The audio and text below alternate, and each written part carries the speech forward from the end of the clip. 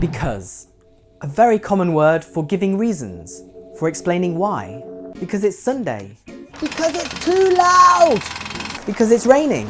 Because it's too bright. Because is so common, let's look at some alternative phrases for because. Because varying your vocabulary leads to more fluency. And because using because too many times is repetitive, especially in writing. Due to. Due to is another phrase for explaining the reason for something happening.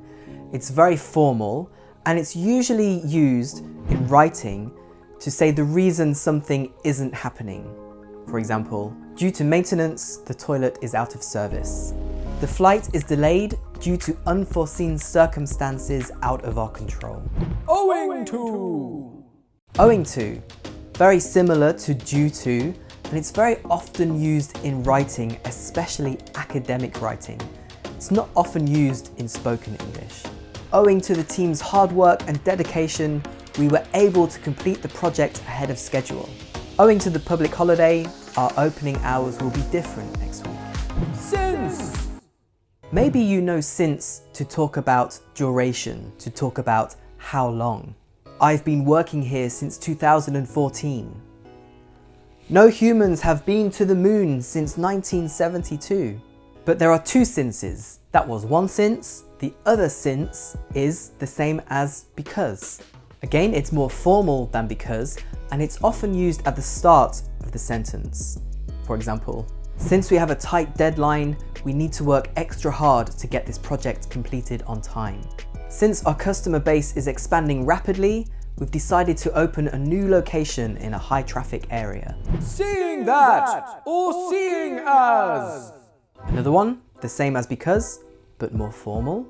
For example, seeing that our competitors have not yet entered this market, we're in a great position to become the market leader in this product. We've decided to launch an eco-friendly line, seeing as our customer base is increasingly interested in sustainable products. Given that. Another one, the same as because, but more formal. For example, given that the company's financial situation is stable, we're able to invest in some new technologies. This project is critical to the company's success, given that there is no budget for future projects at the minute. In view of, or in light of. In view of or in light of usually refer to the results of something negative which has happened.